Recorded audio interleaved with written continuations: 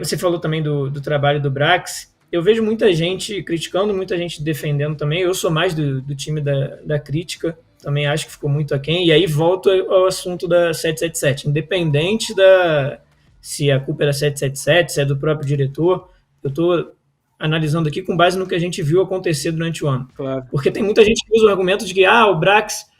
vocês falam que o Brax foi mal, mas ele que montou o time que conseguiu se salvar, que não sei o quê. Metade do time titular hoje foi ele que montou. Só que aí tu para analisar quem é esse time que ele montou, e mais da metade dele veio ali no desespero, na hora que já tinha dado ruim. Aí vem Paulinho, vem Verratti, o Payet, Medel, né? o Jair do elenco, mas o Medel principalmente, o próprio Ramon Dias. O Medel, inclusive, veio antes, né? Veio antes dessa galera aí. Teoricamente, todos esses, talvez tirando o Paulinho, que tem 27, 26, 27 anos, se não me engano, todos esses fora daquilo que todo mundo falava que era o padrão da 777. Então, claramente, assim, que também usa-se esse argumento para falar, não, a 777 não proíbe que o Vasco contrata jogadores mais experientes e tal, mas claramente só vieram esses jogadores na hora que o barco já estava na lama. E aí o Vasco conseguiu se salvar depois. Mas, então, por essas e outras, o trabalho, na minha opinião, não é bom. E eu costumo dizer o seguinte, quando o Vasco mira, aí eu já volto um pouquinho mais atrás, num ano que a gente prefere esquecer, mas é melhor ele ser lembrado do que ser esquecido e a gente acabar fazendo igual, que é quando a gente não subiu da Série B para a Série A, que para mim é o pior dos rebaixamentos do Vasco, é esse. Que é um absurdo o Vasco não conseguir ficar no G4 de Série B. E naquele ano, 2021, né? Foi 2021. O Vasco sobe 2022, isso. 2021. Se falou muito que o Vasco mirava ficar no G4. Então, quando o Vasco mira o G4, a margem de erro está ali para baixo. E o Vasco ficou bem abaixo disso. Então, na minha opinião, se o Vasco mira alguma coisa, ele tem que mirar mais para cima sempre.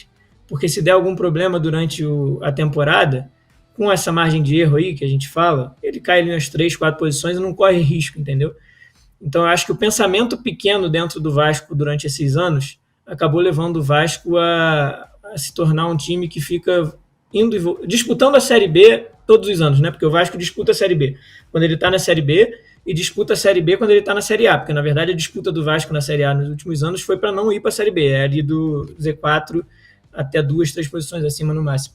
Então, o Vasco precisa se desvencilhar o mais rápido possível desse tipo de pensamento e mirar alto para conseguir começar a conquistar coisas maiores. Então, eu acho que a mentalidade, pelo menos, eu acho que o Vasco já conseguiu virar essa página. Eu acho que hoje, muito por conta do trabalho do Ramon e do Emiliano, e até aqui fugindo um pouco do campo, de muitas pessoas que trabalham no Vasco, que são vascaínas, me refiro à comunicação, assessoria de imprensa. Outro dia a gente viu uma reportagem aí, não me lembro agora de qual veículo foi, se você lembrar pode dar os créditos, falando sobre o que acontece quando um jogador chega no Vasco, que ele recebe o kit, que ele aprende sobre a história do clube, que ele já se insere no contexto do Vasco. Cultura, né? A cultura do clube é muito forte, a identidade que eles criam é muito forte. Eu acho que isso parece besteira para muita gente, mas isso interfere diretamente no relacionamento daquele atleta com o clube. Você vê o Galdame, chegou aí, não tem nem um mês, se bobear. O cara parece que está no Vasco desde sempre, pô. Claro que tem a ajuda do Medel, né, que é a principal... Às vezes a gente esquece que o Medel é um ídolo enorme do Chile, né? Então, provavelmente, o Galdames tem o Medel como... Assim, uma honra para o Galdames jogar do lado do Medel, e o Medel, mesmo com essa pompa toda, mesmo sendo capitão, tendo o currículo que tem, ele é um cara muito vibrante, um cara que entendeu o que é o Vasco, um cara que comprou a ideia. E quando um cara desse reage desse jeito dentro do time, não tem como você fazer diferente. Então, acho que isso influencia muito, e isso é muito positivo no Vasco, e para mim é muito mais do que isso, do que o elenco, que faz o Vasco hoje estar numa situação bem melhor do que na do ano passado, nesse mesmo nível de tempo, nessa mesma fase de temporada.